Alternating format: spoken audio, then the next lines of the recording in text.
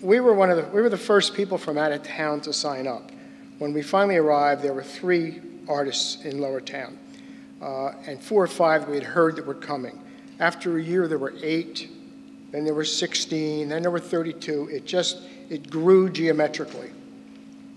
People would come in, and what they sensed, what they found, even though all the homes weren't restored yet and there was still a lot to be done, they picked up on the energy and they picked up on the sense of community that was being created in Lower Town. These are I'll just run through these to show some examples of what happened, some before and after slides.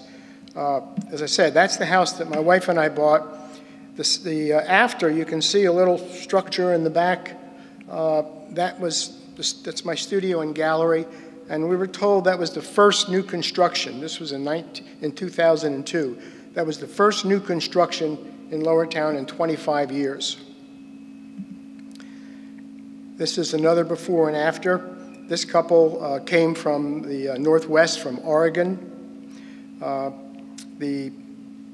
Keith is an artist, and his wife Elaine is the executive officer or chief executive officer of the local Chamber of Commerce.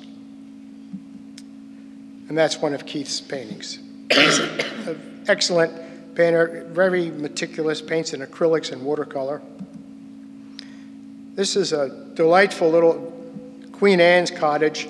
Ike and Charlotte Irwin. Ike is a bookbinder and bookmaker, and Charlotte's a printmaker and a painter. She also does framing.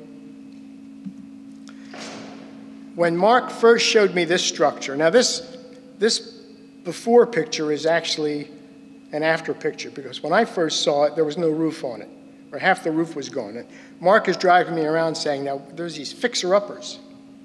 And I said, you're out of your mind. You know, this looks like bombed out Beirut. But the city eventually put a roof on it, and Mark Palmer came and created the Mark Palmer Gallery. Living quarters upstairs, studio downstairs. And that was part of the pitch, the appeal to the artist. Lower Town, it's on the National Registry of Historic Places, so it's well-defined. It has well-defined boundaries. It's approximately 4 blocks by 7 blocks. And it's zoned for residential and light and retail. So you could live where you work. Some of the artists were encouraged to, even if the building they bought had apartments in it, to keep one of the apartments so that you could have some income. And so Mark had up above the, I don't know where the pointer, but up above the red door on the right is a small studio that he rented out. And always the advertisements. This is Pinecone. We lost the slide, or I guess I don't have it. All right. The Paducah Bank, besides offering all these loans, put up a 3-unit structure. This just shows 1 unit, in which they sold the units. It was designed for retail downstairs and living quarters upstairs. And what you can't see, there's 3 of them. I'm showing a Pinecone Gallery. Jay and Shar spent most of their adult life in Hawaii and then to California, and came to Paducah from California. This is Shar's work. She's also a muralist. Nancy Calcutt and her husband came from Nashville. The bungalow has been sitting there empty for years. It was held up in some kind of estate conflict, and inside was classic 50s furniture, classic 50s kitchen. But anyway, Nancy and Charlie's also, besides a musician, is a contractor. And so they fixed it up, and Charlie built the studio that you see, studio and gallery attached to the house. Nancy does a lot of figurative work, and she's really quite good. This is one of her recent pieces. This is the Mentor House Gallery. Paulette came from Washington State. This was a 4-plex, and it's now, the bottom floor is Paulette's gallery and studio, and she lives upstairs. And the giraffes have become kind of a symbol of Lower Town. This is some of Paulette's work.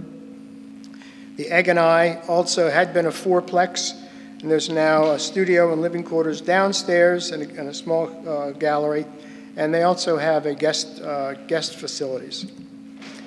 This house was a sixplex. My wife and I looked at it and were just overwhelmed by it, but Monica and Paul bought it, and it's now a bed and breakfast, and they and their family live in the back and upstairs. And this is a group picture. I'm not sure why we got together for this, but that's all of the artists in the neighborhood. Paul and Louis from San Francisco. Paul's an artist, and he still teaches at San Francisco. And Louis is an architect. This is their house. It's a new structure. And this is Paul at work in his studio. The piece that he's working on was commissioned and is now hanging in a physical fitness lobby in some plush place in Manhattan. One of the last artists to come here, they just moved into this place, was Michael and Victoria Terra, and Michael is a ceramist or a potter, and they also have a cookie bar. This is some of Michael's work. Julie Shaw is a jeweler. She moved from Colorado. This house was empty. There had been a porch up on the second floor, and it's been brought back to its original condition. That's some of Julie's work. She does all her own work. She does all the metal smithing. And this is my studio, and during our great ice storm.